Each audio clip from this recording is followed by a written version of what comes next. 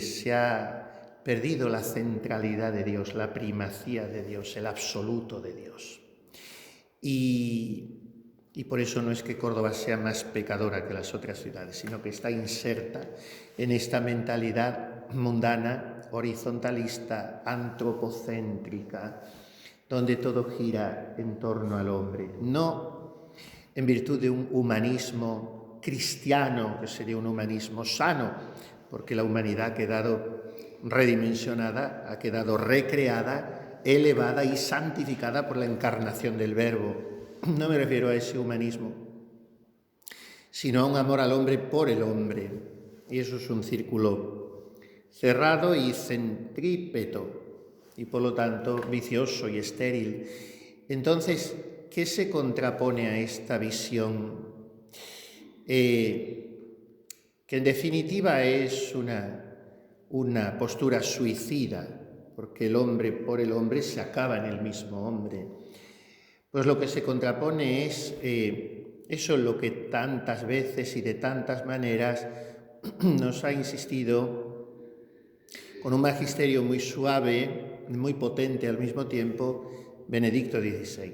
Lo que hay que contraponer a ese horizontalismo, a ese antropocentrismo, es la primacía de Dios, el absoluto de Dios, la centralidad de Dios. Y a esto se llega y en esa actitud se vive por la adoración y por la contemplación. Entonces, si ustedes, 12 como están, posiblemente sean alguna más, y seguramente lo irán siendo cada vez más, porque bonum est diffusivum sui, decían los clásicos. El bien es difusivo de sí mismo, y se va ampliando en círculos concéntricos, lentos y sin aparato, porque hoy tenemos la tentación en la Iglesia de la estadística, del número, del sonido. Cuidado con eso. Las cosas de Dios son silenciosas, son lentas, y esos boom así tan resonantes y tan fulgurantes a veces son peligrosos. Por lo tanto, ustedes irán creciendo a la manera como crecen las cosas de Dios, pero de momento las que veo aquí son 12, que es número perfecto, bíblico. Y digo, si fueran 12 almas de oración, transformarían esta ciudad. No digo 12 almas que rezan, no, porque eso ya sé que lo hacen, sino almas de oración. Para ser almas de oración hay un detalle, yo soy muy directo siempre. No tengo el menor interés en que nadie vuelva a llamarme porque me sobran actividades y no me importa caer bien ni mal. Eso es otra tentación que hay en la Iglesia de hoy, hablar para contentar a la gente. Yo estoy en los antípodas de eso. Yo hablo para descontentar, porque lo he aprendido de alguien que se llama Jesús, que habla para descontentar. Y entonces, para ser almas de oración, lo primero que yo quiero decir a modo de introducción, que ya termino, es que en la Iglesia no deben nunca saludarse ni hablar. Porque cuando yo entraba se estaban algunas besando, hablando, saludando. Esto ofende mucho a su Divina Majestad. Se lo dijo la Santísima Virgen a una niña de 9 años que se estaba muriendo solita en un hospital de Lisboa. Hoy la llamamos Santa Jacinta de Fátima. Y le dijo, una de las cosas que ofenden mucho a mi hijo es que la gente hable en la Iglesia. Hoy hay muy poca fe entre los católicos y entre los ministros de Dios y todo. El problema de la Iglesia hoy es que no hay fe. Y las iglesias hoy se han convertido en mercados, en plazas. Primero porque entras en verano y aquello es una carnicería o una playa, lleno de mujeres desnudas y de hombres en pantalón corto, que es el colmo de la ordinariez. Y segundo porque está la gente hablando. Entonces tenemos que tener un sentido de sacralidad muy grande. Quítate las sandalias, porque el lugar que pisas es sagrado. Qué raro es este hombre, qué raro, qué exigente. Pues sí, soy raro. Mire usted, en la iglesia soy raro y en el altar más raro todavía. Y cuando voy a los toros, pues aplaudo y digo, ole, si es que voy, que no voy nunca, aunque me gustan mucho. Pero cada cosa quiere lo suyo, y lo de Dios tiene que ser para entrar de puntillas, temblando, la reverencia, la sacralidad. Esto no quiere decir estar tenso, estar raro, estar antinatural, no. Eso todo se conjuga con una gran confianza, con un espíritu de infancia, de niños pequeños para con Dios, pero nadie hay a Dios más próximo que los ángeles y nadie ante Dios tiembla y se estremece como los ángeles, de reverencia y de adoración. Bien, esto es a modo de introducción, pero ustedes me han pedido hablarles de Santa Teresa. Francamente, para mí es dificilísimo, porque es dificilísimo hablar de Santa Teresa en media hora, o en medio año, o en media vida. Ha dicho una cosa Ángela que no me la habían dicho nunca, y me ha hecho tilín. He pensado, podría ser, ¿por qué no? Podría ser. Este sacerdote, Santa Teresa lo escogió. Bueno, el que me ha escogido, como a todas ustedes, ha sido Dios nuestro Señor, porque desde que nos pensó, dijo, este es para mí. Ustedes se han puesto a pensar que entre miles y trillones incontables de seres posibles que hubieran venido a la existencia y no han venido, pasaron por la mente de Dios y Él iba diciendo, este no, esta sí. Y en su designio providente eterno determinó que usted viniera a la existencia y luego que fuera cristiana. Y al bautizarla, la predestinó a ser santa e inmaculada ante Él por la caridad. Bueno, y después a algunos nos ha escogido para otro nivel, que es el del sacerdocio, que es de otro metal, como diría la santa. Esto es de otro metal. Y luego ese sacerdocio, cada uno, pues lo proyectamos en su vertiente apostólica de una manera. Hay el que es más dotado para los enfermos o para el apostolado en los medios de comunicación o en el campo educativo, con los ancianos, en fin, cada uno tiene una gracia. Bueno, yo no lo sé si me ha escogido Santa Teresa. Lo que sí sé es que está un poco siempre detrás de lo que trato de enseñar espiritualmente hablando, en fin, en mi apostolado. Y por eso me resulta muy difícil hablar de ella, porque tengo este libro que me he traído, no sé, luego al final casi no lo sabe, para que me sirva un poco de guía, que es un libro que yo quise regalarle a la santa con agradecimiento filial por su 500 cumpleaños. Y lo titulé Un castillo encantado por Dios, el alma según Teresa de Jesús. Me hizo un prólogo muy bonito el señor obispo de Córdoba, que ahora me ha vuelto a hacer otro, para el que ha enseñado Ángela, que es otra biografía de San Juan de Ávila, como estamos en el año jubilar, y en ese prólogo dice una cosa que a mí me gustó mucho leer, francamente, dije, no sé, si él lo dice, lo habrá percibido así, y dijo, parece que ha convivido, este sacerdote parece que ha convivido con Santa Teresa de Jesús. Bueno, ojalá, me hubiera encantado, pero la he leído tanto y me identifico que la considero muy cercana, muy familiar, muy entrañable, algo muy mío. Por eso me es difícil hablar de ella. Voy a enunciar un poco algunas de las cosas que al hilo de Las Moradas, que es su obra cumbre, como saben, yo intenté entresacar en este libro. Santa Teresa nace en 1515, como digo. Se convierte, entre comillas, entra monja a los 20 y vive una vida de monja buena, porque a veces se dice, es que en la Encarnación estaban relajadas. No, en la Encarnación había de todo. Y ella dice, casa donde había muchas siervas de Dios. O sea, que ella convivió con muchas santas. Y ella fue siempre muy buena monja, muy caritativa y muy discreta y daba muy buenos consejos. Pero, pues lo que pasa en la mayoría de los casos, que no era santa y que le gustaban también las cosas del mundo. Y bueno, así estaba, sin ofender a Dios, pero tampoco sin agradarle al 100% siempre y en todo. Y entonces, como ustedes saben bien, ante la imagen de un Cristo muy llagado, después de haber leído las confesiones de San Agustín, los morales de San Gregorio y algunos otros libros, y en fin, ayudarse de medios, pues se derrumbó. Ante ese Cristo muy llagado se derrumbó. Lo cuenta ella en el capítulo 9 de la vida. Y dijo, hasta aquí, yo no puedo seguir así. No permitas que me levante de aquí si no estoy dispuesta a no ofenderte nunca más. Y aquello supuso un antes y un después, con sus alternativas, porque nunca hay un después definitivo, siempre hay luego sus baches. Pero ya había una voluntad rectilínea totalmente. Y así está unos años y empieza a recibir a torrentes gracias místicas, fenómenos llamativos para ella, que intenta que le descifren y que le orienten y le encaucen sacerdotes experimentados y letrados y doctos.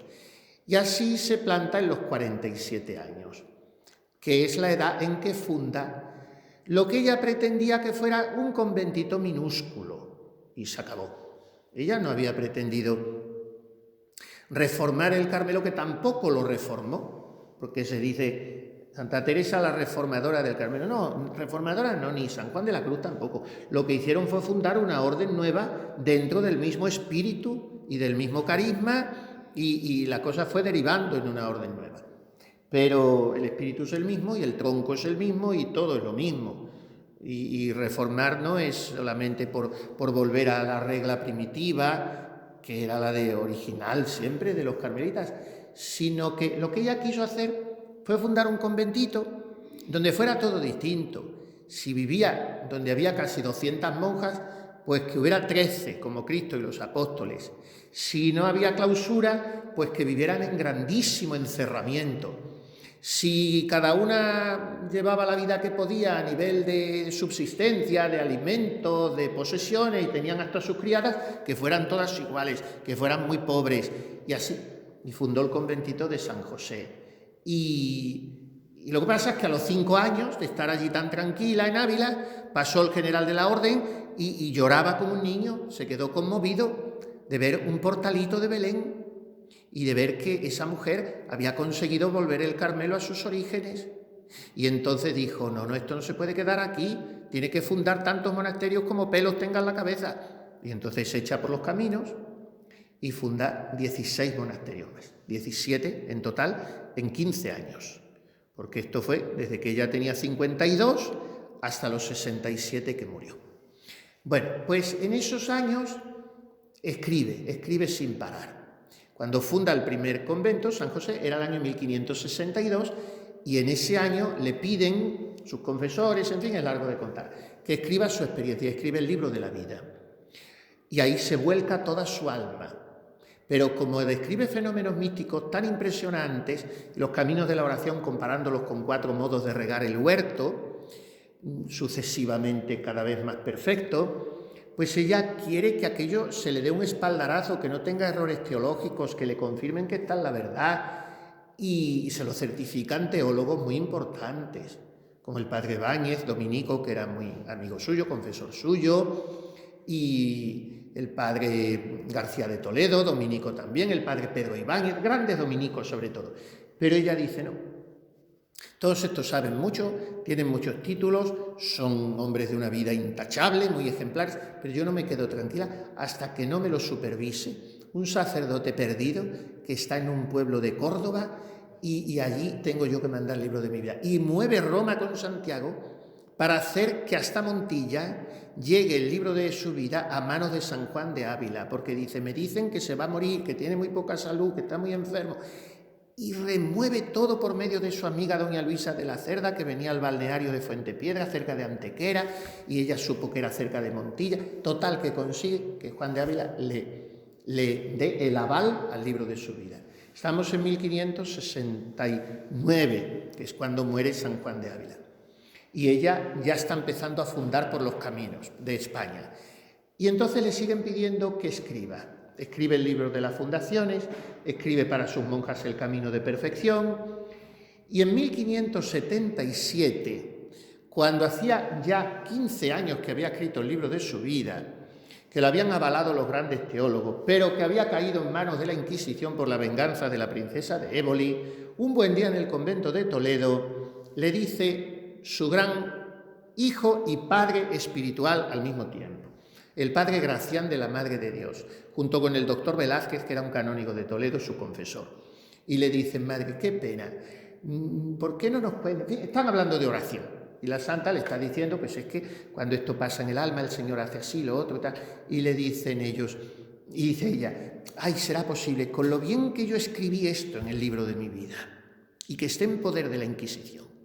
Y dicen ellos, bueno, pues haga otro libro, porque la experiencia que tiene ahora es mucho más amplia y más profunda, haga otro libro. Y entonces ella se ve abrumada porque era un año muy difícil, era un año en el que querían destruir su obra, por todo, es una novela y no vamos a entrar en ello. Y ella está abrumada, pero dice, la obediencia da fuerzas, me han mandado esto y yo me pongo a hacerlo. Y le sale la obra cumbre de la literatura universal de todos los tiempos. Cuando digo todos, es de los pasados y de los futuros, porque es imposible mejorar las moradas del castillo interior de Santa Teresa. Miren, hay muchos libros de espiritualidad mucho más precisos, mucho más perfectos, mucho más pedagógicos, mucho más perfilados en sus definiciones teológicas, sí, ¿de acuerdo? Mucho más ordenados, porque Santa Teresa es muy desordenada escribiendo, aparentemente desordenada. Es un desorden ordenado o un orden desordenado. Hay libros mejor expuestos, aparentemente, literariamente, buscando más pulir la frase, encontrar el adjetivo correcto. Santa Teresa escribe como habla, y en eso está su encanto, su espontaneidad, su naturalidad.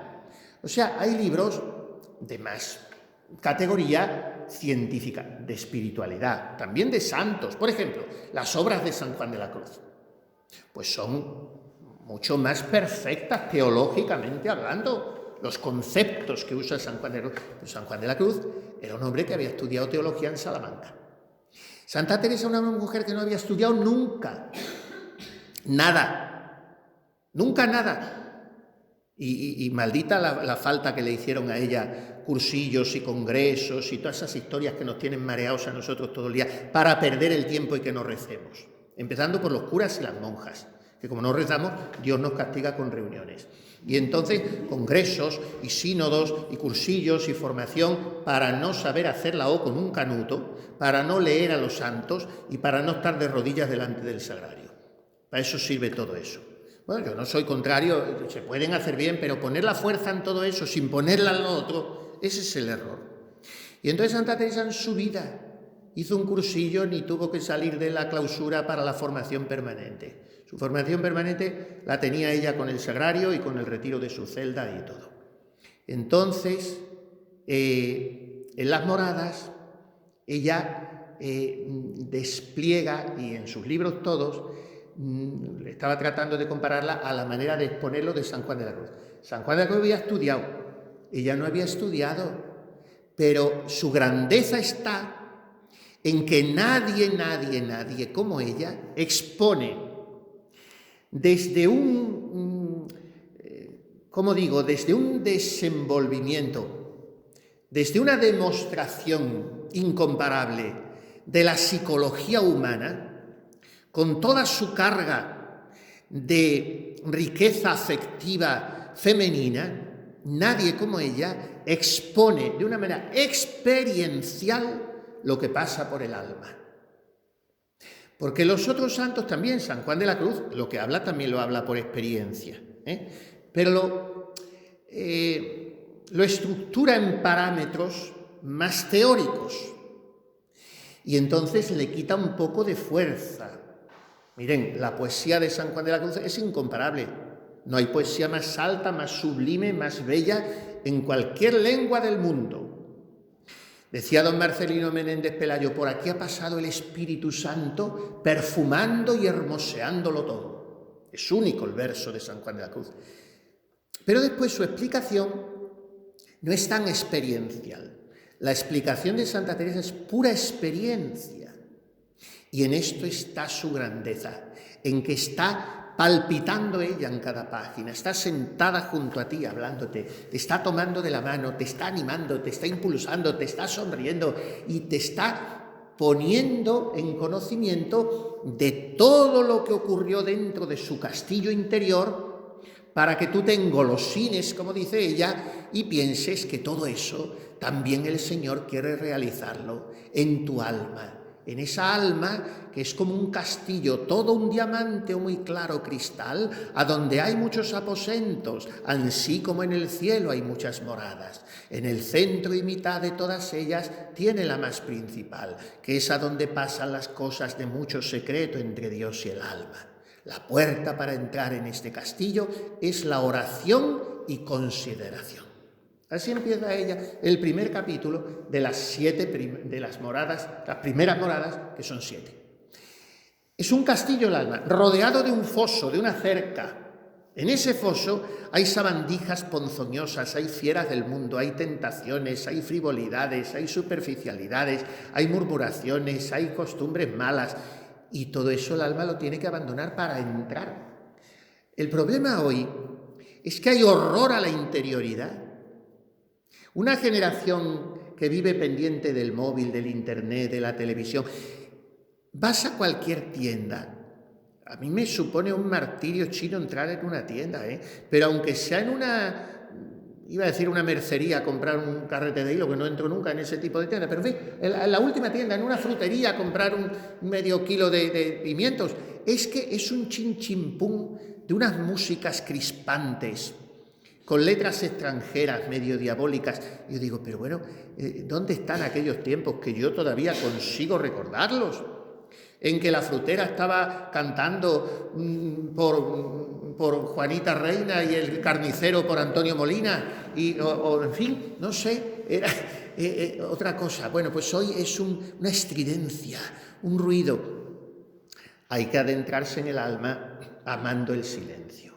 De lo contrario, yo estoy firmemente persuadido, se lo digo muchas veces a ellas, no sé si escucharme, sí, me escuchan, les gusta, me lo agradecen, que luego ya lo vivan, no lo sé, pero el caos en que está hoy sumida la vida religiosa, también contemplativa, viene de que se han olvidado del silencio, no se guarda el silencio como antes. Y una gran carmelita descalza, Santa Isabel, iba a decir la beata, pero ya es santa, Santa Isabel de la Trinidad decía, el alma necesita silencio para adorar. Sin silencio no hay nada. Y hoy somos víctimas de un chin-chin-pum permanente.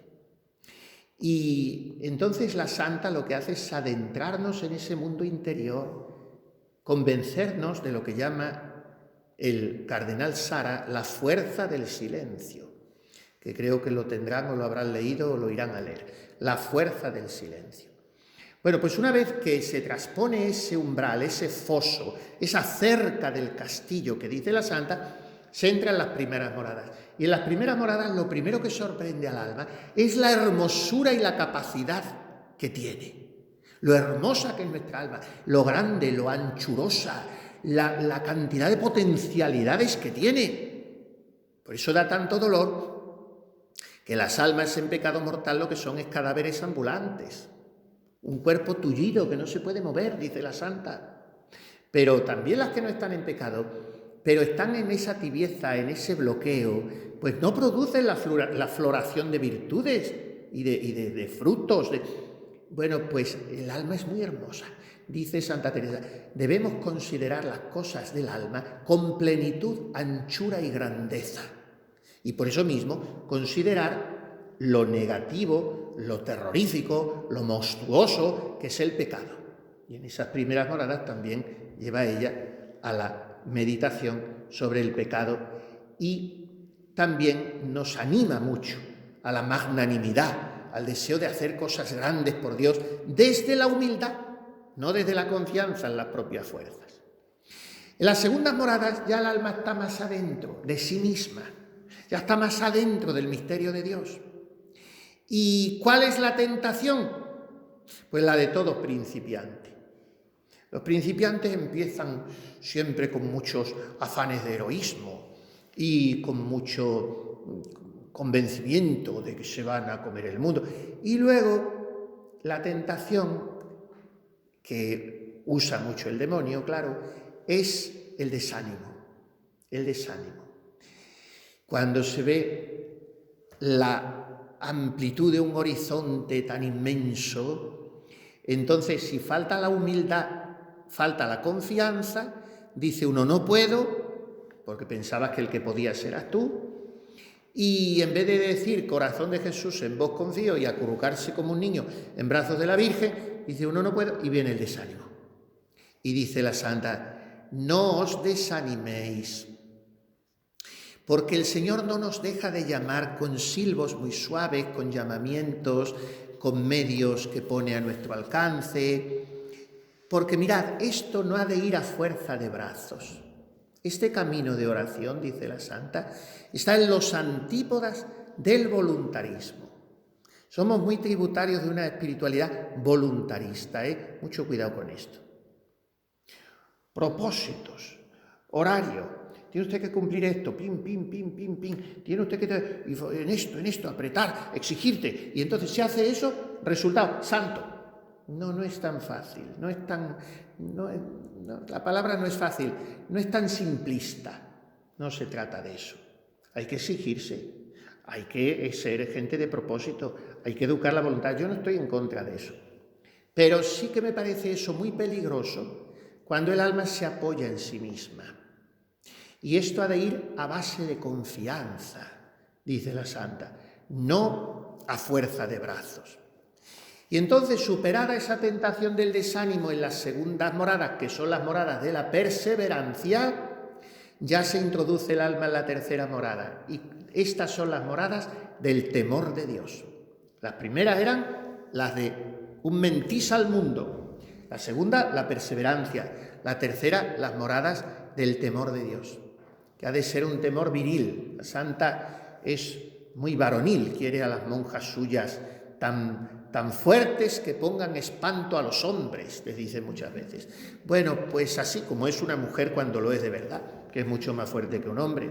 Por eso el feminismo es la cosa más débil y más ridícula y más monstruosa que existe, porque desposeer a la mujer de lo que le es propio es desnaturalizar no solo a la mujer, sino a la sociedad, porque la sociedad, el mundo entero penden de la mujer. Y eso que se ha llamado falsamente el sexo débil es la fuerza de la sociedad. Entonces, cuando se dice que una mujer debe ser viril y se enfada a la mujer, pero no, si es que nos estamos refiriendo al ánimo, al coraje, a la capacidad de sacrificio, a la resistencia ante el dolor, a la audacia para emprender cosas grandes. Bueno, pues eso es lo que quiere Santa Teresa de sus monjas, porque las moradas las escribe para mujeres, no nos olvidemos, para las monjas. Ella sabía que la iba a leer todo el mundo, pero se dirige constantemente a sus monjas. Bueno, pues las cuartas moradas ya suponen una transición. Hemos dejado 3 atrás y después vendrán otras 3, porque son 7. Bueno, pues las cuartas son las moradas en que se produce la transición de la vida ascética a la vida mística.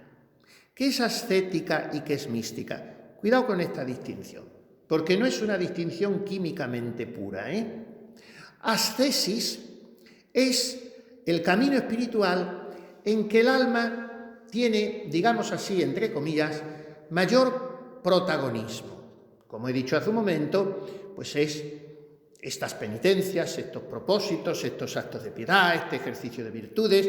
Entonces yo voy trabajando con el auxilio de Dios, como es normal. Pero llega un momento en que si esa alma es fiel y es sencilla y es infantil en el mejor sentido de la palabra, entra Dios en acción que ya estaba desde el principio, pero en una acción más invasiva, más totalizante, más protagonística. Y entonces Dios le dice, ahora te vas a mover no según tu estilo, sino a lo Dios. Y el que va a mover tus virtudes y el que las va a hacer granar en frutos y el que va a sustituir tus reacciones humanoides va a ser mi Espíritu Santo. Entonces, cuando en el alma la preponderancia no es la de su propia voluntad, aunque sea una voluntad buena, movida por Dios, pero la preponderancia es la del Espíritu Santo con sus dones, ahí ya ha entrado la mística. ¿Qué quiere decir? ¿Que la mística ha dicho adiós para siempre a la ascética? No, eso sería un error, eso sería el quietismo, el no hacer nada. No, en la mística sigue estando presente la ascética, como en la ascesis estaba presente la mística, pero no con el mismo protagonismo. Ay, es que es un alma mística porque tiene revelaciones, porque tiene locuciones, porque tiene visiones. Cuidado con eso. Primero de eso hay que ser enemigos. De las revelaciones, de las cosas extraordinarias, hay que huir. No lo digo yo, lo dice San Juan de la Cruz. Lo dice San Juan de la Cruz, el gran místico, el doctor místico. Hay que huir. Y si no te queda más remedio porque Dios te las echa encima, como le pasaba a Santa Teresa, que se agarraba a la reja del coro para no irse al aire, y se agarraba y dice, no me hagas esto, Señor, en público, no me lo hagas, no me lo hagas, hay que huir. Si a ustedes alguna Dios se lo concede, pues desde luego a mí sé que no, porque no soy ni para, vamos, ni a kilómetros luz de santo para eso. Pero en fin, pero si se lo concede a alguna, bueno, pues aguántense. Pero desearlo y todo eso, eso es una imperfección, eso es una inmadurez espiritual. Porque eso no es la mística. Esos son adornos de la mística. Esos son lo que llaman los teólogos epifenómenos. O sea, fenómenos que rodean, que pueden estar alrededor, pero que no aportan nada. ¿Qué es la mística? La mística es la de una Santa Teresita, que se duerme en la oración, que se aburre, que tiene una prueba de fe terrible, que no siente nada, no tiene nunca ni una gracia especial en la oración. 2 o 3 veces sueltas en su vida, 2 o 3 veces. Pero esa chiquilla, desde los 3 años, nunca le había negado nada a Dios. No recordaba, dice ella, haber estado nunca en su vida más de 3 minutos sin pensar en Dios. Su único norte era la voluntad de Dios. Era una mística totalmente. No tuvo gracias místicas, ni falta que le hacían. O mejor dicho, no tuvo fenómenos místicos. Porque las gracias místicas son las virtudes. ¿Qué es lo que se pide en esta novena? Las virtudes. Porque Santa Teresa al final de las moradas dice, estoy hablando de todo esto y todo esto no sirve para nada. Después de haber expuesto un camino de oración maravilloso como nadie en la Iglesia. Y dice ella, todo esto no sirve para nada si no produce virtudes. Porque si no hay ejercicio de virtudes, os quedaréis enanas, le dice a las monjas, enanas. Bueno, pues eso es la mística. Virtudes, que el alma no se mueva según ella. Claro. Bueno, todas esas reacciones que tenemos son reacciones mías. No son reacciones del Espíritu Santo. Si fueran del Espíritu Santo era muy distinto. Y entonces estaríamos siempre en paz.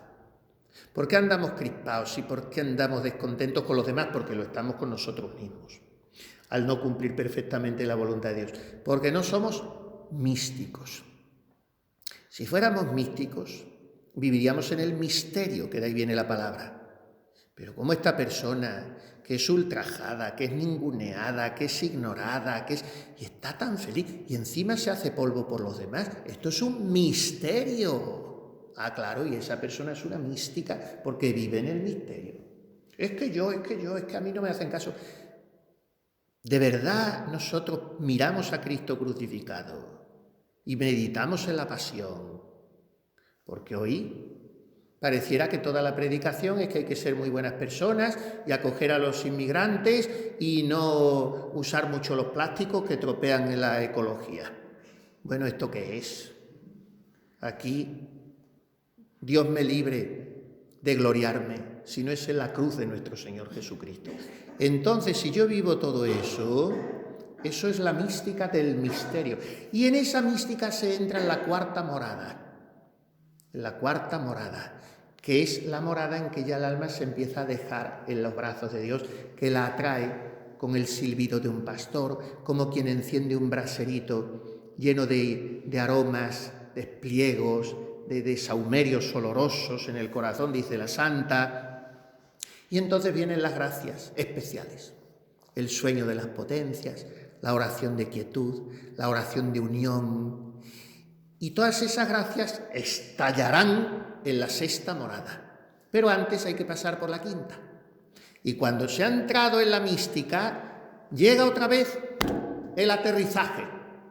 Y dice Santa Teresa en la quinta morada, lo que importa es la voluntad, pero no la voluntad voluntarista, sino la voluntad como sede del amor. Lo que importa no es el elucubrar, el reflexionar. ¿Saben por qué la mayoría de la gente dice, yo no sé hacer oración, es que yo me aburro en la oración? Claro, natural. Si tú no vas a hacer oración, tú vas a echarte una plática. Claro. Tú el día que tienes muy buena oración, ¡ay, qué oración más buena! ¿Por qué? Porque has estado 1 hora o media hora saboreando conceptos y pensamientos muy hermosos. Para eso tienes un libro. o te vas y te buscas una meditación o la escuchas. Oración no es eso. Oración es quedarse en silencio ante Dios, escucharle, dejar que Él te trabaje. Tiene su parte de reflexión, de meditación, abres tu libro al principio, lees un punto, pero luego no es que tengas que estar todo el tiempo martilleando con el entendimiento. Dice Santa Teresa, no está la cosa en pensar mucho, sino en amar mucho. Y así, lo que más os despertare a amar, eso haced. Y esto es la oración. Por eso hay tan pocas almas contemplativas. Porque somos todos cartesianos. René Descartes, pienso, luego existo. El pensar es lo que me hace persona. No, es verdad que somos seres racionales, intelectuales, pero somos seres volitivos. Y lo que me distingue como persona es que puedo amar. Un niño, un enfermo demenciado, poco piensa, poco entiende, poco razona, pero no hay amor como el de un niño, no hay gratitud como el del apretón de la mano de un enfermo privado de la razón, porque puede amar y no puede pensar raciocinando. Bueno, pues esto es la oración del perrillo a los pies de su amo, la oración del discípulo sentado para escuchar al maestro, la oración de la novia que está prendada de los ojos del amado y la oración del niño pequeño que está acurrucado junto al corazón de su madre. Esto es la oración, aprender y escuchar en silencio los latidos del pecho de Dios, del corazón de Jesús. Y esto es la mística. Entonces, esta oración lleva a la caridad fraterna y son las quintas moradas. En la quinta morada la santa hace un pequeño descanso, digamos así, para avisarnos de dos cosas. Primera, cuidado con haber llegado aquí, creeros que estáis seguras, porque de las quintas moradas hay almas que otra vez descienden al abismo. Y es un dolor terrible, porque ya están en la mística y en la unión con Dios. Y otro aviso que nos da. Hijas, obras quiere el Señor. Para esto sirve esta oración, para que nazcan virtudes. Obras quiere el Señor. Y que si ves una enferma, lo ayunes tú porque ella lo coma. Y no se te dé nada de perder tu devoción si con eso puedes ayudar a esa hermana. Y si la loasen a ella, te alegres muy más que si te lo hacen a ti. Esto es el colmo de la caridad. Alegrarme de que al otro lo quieran más. No solo las criaturas, sino incluso Dios nuestro Señor. Deseo de ser amado, de ser preferido, de ser ocupado en cargos, de ser consultado, de ser estimado. Líbrame, Señor. Que los otros sean tenidos en cuenta y yo postergado. Que los otros sean valorados y yo ignorado. Concédeme la gracia de desearlo. Y termina con esta petición. Jesús, que los otros sean más santos que yo, con tal que yo sea todo lo santo que pueda. O sea, que tú cumplas la voluntad de Dios, porque a cada uno nos ha designado Dios a un grado de santidad, Eso que se dice ahora desde tantos púlpitos, Dios nos ama a todos por igual, eso no es verdad. Dios ama a cada uno como le da la gana. Yo estoy muy contento con lo que me ama a mí, contentísimo, no he hecho de menos nada. Pero ¿cómo yo voy a pensar que Dios me ha amado a mí lo mismo que a Santa Teresa de Jesús o que a San Francisco de Asís? O con mucha gente santa que conozco yo y los veo, que son una gente de una virtud extraordinaria. Ahora, que a mí me quiere muchísimo, me quiere, yo no echo de menos a nadie. Pero yo, si veo personas muy santas, cuando somos principiantes no nos pasa eso. Te da un poco de envidieja espiritual, que es la más diabólica de las envidias, ¿sí? La más diabólica. La envidia siempre es asquerosa, repulsiva, repugnante y horrible. Envidia. Pero la envidia espiritual es la de Lucifer, Pero cuando estás en vez de decir, ay, ¿será posible que este esté tan virtuoso? Y ya cuando te vas siendo viejo y dice uno, oye, qué alegría que esta persona sea tan santa. Qué recreo tiene que ser para el corazón de Jesús. Qué consuelo le tiene que dar. Yo lo que me alegro. A mí me pasa, se lo digo. Y no soy humilde ni mucho ni poco, pero en estos casos me pasa. Qué alegría que esta persona... Yo no soy ni la 10ª parte de santo, ni la 1000ª. Pero bueno, Señor, si yo cumplo tu voluntad y soy lo que tú quieres que sea, me conformo. Bueno, pues aquí está, donde se ha de ver la caridad fraterna. En quitártelo de la boca para darle al otro. En alegrarte que el otro valga más y sea más querido. Y en que incluso en la santidad el otro esté más adelante. Y las sextas moradas pues tienen 11 capítulos. Todas las demás tienen 3, 4, la segunda solo 1, pero las demás 3, 4 capítulos, las sextas tienen 11 capitulazos. Y cada capítulo es un mundo, porque cada capítulo te describe una gracia mística de una manera increíble. Y en la séptima morada ya es la del matrimonio espiritual. Ya es cuando el alma, que no todas llegan aquí, mucho cuidado. Es que hay que llegar a la séptima morada. No. Cuidado con eso. Todos estamos llamados a la quinta morada. Ya solamente estar en la cuarta ya es entrar en la mística, pero en la quinta ya está en la unión con Dios y una gran santidad. Ahora ni todos los santos canonizados son de séptima morada, No. Hay muchos grados. En la casa de mi padre hay muchas moradas. Señor, que yo sea un gran santo, una gran santa, que llegue a la santidad que tuviera, pero que no me entere. Porque si es sin enterarme y soy insoportable, que sería si me entero. Entonces, que no me entere. Dice don José María Pemán en El Divino Impaciente: la salud no se siente, se recrea sin sentirse en su quietud. Virtud que se paladea apenas si es ya virtud. No hay que enterarse. Y también dice en otra parte de esa obra, cuando es simple la intención, no nos asombran las cosas ni en su mayor perfección. El encanto de las rosas es que siendo tan hermosas no conocen que lo son. Esto es lo que hay que pedir. Ir por la vida con alma de niño, haciendo las cosas como a lo tonto, sin mirarse a sí mismo. Y no mirarse. Hay gente que está tomándose el pulso espiritual. Hay que hacer el examen de conciencia cada noche para ver en lo que hay que mejorar, pero ya está, no pensar en qué morada estoy. Y las séptimas moradas, pues como digo, son las moradas totales del matrimonio espiritual, de la unión con Dios. Y cuando está llegando al final, dice la santa, todo este edificio es su cimiento humildad. Y la mariposica ya murió, porque en la quinta morada toma la santa una imagen, deja un poco la imagen del castillo, aunque luego vuelve a ella, y toma una imagen muy interesante, que es la del gusano y la mariposa. Dice, somos un gusano feo por el pecado, las obras del hombre viejo. Entonces el gusano, yo lo he visto, dice ella, yo he visto cómo de las bocas van sacando unos hilillos y se van encerrando en un capucho muy apretado. Ese capuchillo apretado son las obras de mortificación y de virtudes. Y ahí nos tenemos que encerrar para morir. Y cuando el gusano feo muere dentro de la mortificación que se ha impuesto a sí mismo, ¿qué sale? Una mariposica blanca muy graciosa, dice la santa. Y el alma se admira al mirarse a sí misma, porque hanle nacido alas. Hanle nacido alas. Ese es el fruto de la oración. Porque solemos ir arrastrándonos. Y cuando uno ve y dice, pero qué libre me siento. Me condicionaba la opinión de las criaturas. Me condicionaba que si me miraban, si me decían, si me pongo un vestido nuevo, me pinto la pestaña y mi marido no me hace ni caso, ya 2 o 3 semanas, mohina.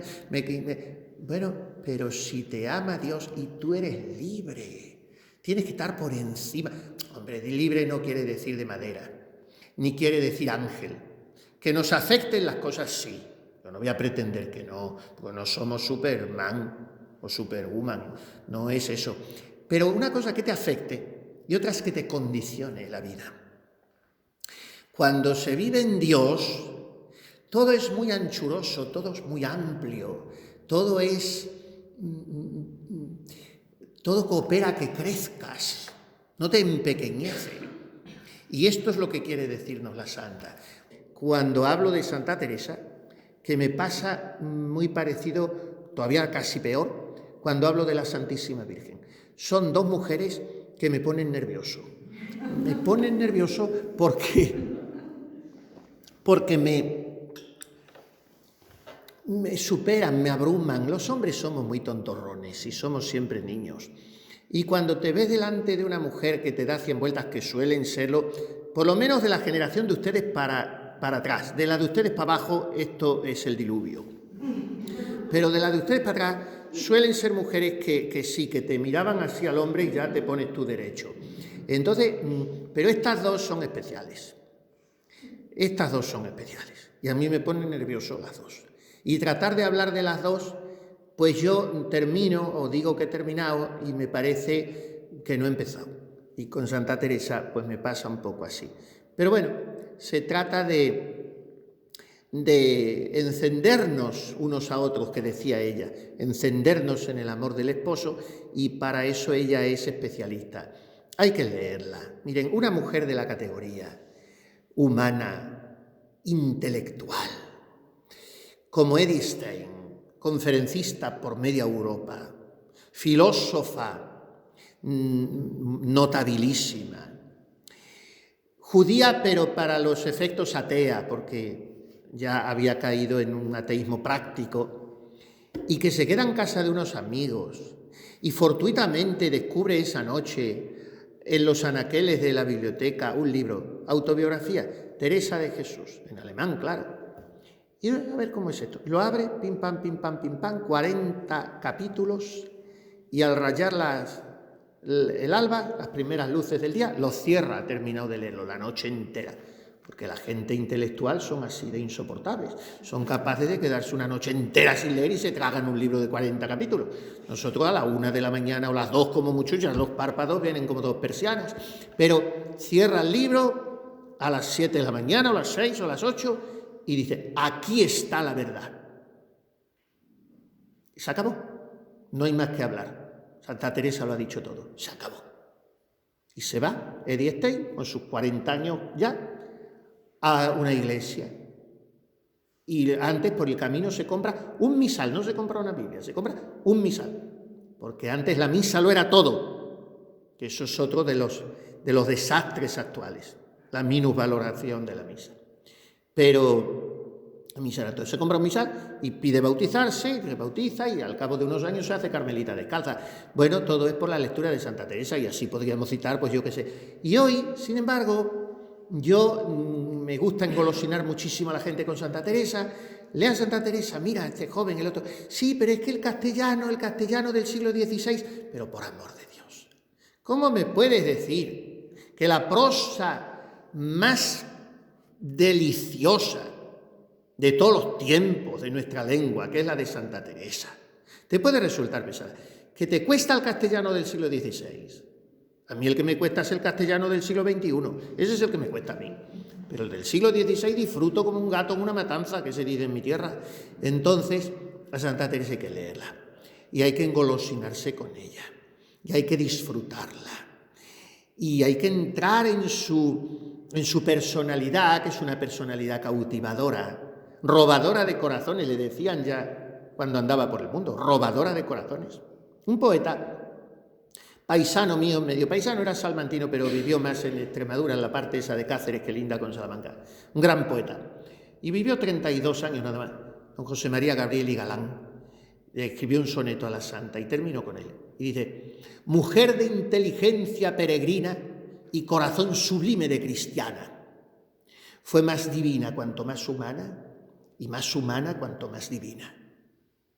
Esta es la mezcla maravillosa de esta mujer, que es una cosmonauta del espíritu, que está sobrevolando por los espacios y está aquí sentada en la mesa camilla conmigo tomándose el café y animándome a ser alma de oración y a vivir la virtud.